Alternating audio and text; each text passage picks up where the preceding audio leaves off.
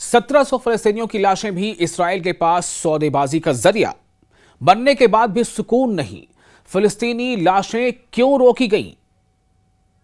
आप देख रहे हैं न्यूज़ 18 का सोशल मीडिया प्लेटफॉर्म। मैं हूं विशाल आजम।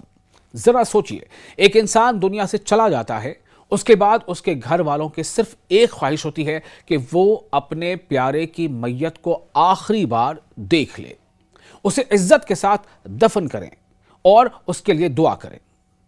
लेकिन एक रिपोर्ट के मुताबिक तकरीबन 1700 फलस्तीनियों की लाशें इसराइल के पास मौजूद हैं और इस मामले का सबसे अफसोसनाक पहलू यह है कि इन लाशों को मुस्तकबिल में मुज़ाकरात के दौरान दबाव या सौदेबाजी के एक जरिए के तौर पर इस्तेमाल करने की बात सामने आई है।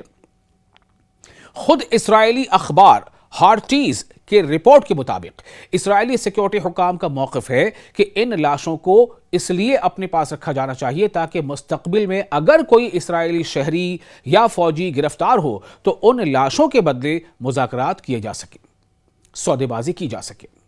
लेकिन सवाल यह है कि क्या किसी इंसान की मैयत भी सौदेबाजी का हिस्सा बन सकती है? क्या एक मां को अपने बेटे की मैयत इसलिए नहीं मिलनी चाहिए कि वो फलस्तीनी है? रिपोर्ट के मुताबिक इन लाशों में ज्यादातर ऐसे फलस्तीनी शामिल हैं जिन पर 7 अक्टूबर के वाकयात में हिस्सा लेने का इल्जाम है। लेकिन इनमें ऐसे फलस्तीनी भी शामिल हैं जो किसी लड़ाई में शरीक नहीं थे और यहां मामला मजीद संगीन हो जाता है।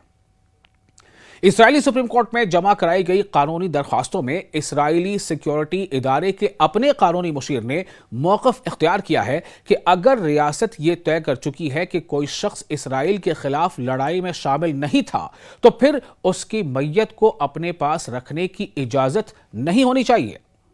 यानी सवाल सिर्फ सियासी नहीं, ये कानूनी और इंसानी हुकूक का सवाल भी है। इंसानी हुकूक यानी ह्यूमन राइट्स। एक और रिपोर्ट के मुताबिक इस्राएल के पास 100 से ज्यादा ऐसे फलस्तीनियों की लाशें भी मौजूद हैं जो मगरबी किनारे यानी वेस्ट बैंक और गजा में इस्राएली हिरासत के दौरान जान से गए। इनमें कम से कम 68 अफराद गजा से ताल्लुक रखते थे और दूसरी तरफ हजारों फलस्तीनी इस्राएली हिरासत में मौजूद हैं। रिपोर्ट्स के मुताबिक हजारों फलस्तीनियों को बगैर किसी फर्द जुर्म या बाकायदा मुकदमे के इंतजामी हिरासत में रखा गया है, जबकि मजीद हजारों अफराद को सिक्योरिटी से मुतअल्लिक कवानीन के तहत कैद किया गया है।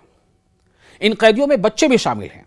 सोचिए, एक घर में एक मां अपने बच्चे का इंतजार कर रही है, एक बाप अपने बेटे की तस्वीर हाथ में लिए बैठा है, एक खानदान ये सोच रहा है कि अगर उनका प्यारा जिंदा है या नहीं, और अगर वो दुनिया से जा चुका है तो कम से कम उसकी मैयत कहां है। यह सिर्फ आदाद व शुमार नहीं है। 1700 लाशें, 1700 इंसान, 1700 खानदान और शायद हजारों आंखें जो अपने प्यारों की आखिरी झलक देखने के इंतजार में हैं। जंग में मौत एक बहुत बड़ा अलमिया है, लेकिन अगर मौत के बाद भी किसी इंसान की मैयत को रोक लिया जाए, इसके खानदान को आखिरी रस्मां से महरूम कर दिया जाए और इसे मुस्तकबिल की सौदेबाजी के लिए इस्तेमाल किया जाए तो फिर सवाल सिर्फ जंग का नहीं रह जाता, सवाल इंसानियत का बन जाता है। दुनिया के किसी भी हिस्से में किसी भी मजहब या कौम से ताल्लुक रखने वाले इंसान के लिए मौत के बाद इज्जत और तदफीन का हक एक बुनियादी इंसानी कद्र होनी चाहिए, क्योंकि जंग के मैदान में इख्तलाफ अपनी जगह, लेकिन मौत के बाद भी इंसान इंसान ही रहता है।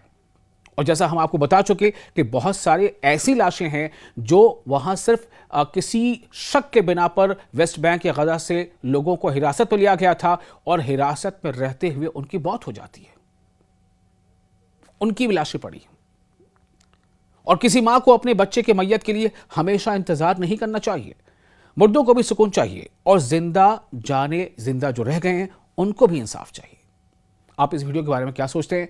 आप इस पूरी वाक़े के बारे में क्या सोचते हैं? आप अपने तासुरात हमें ज़रूर कमेंट बॉक्स में शेयर करें और वीडियो को पसंद आया हो तो लाइक और शेयर ज़रूर करें।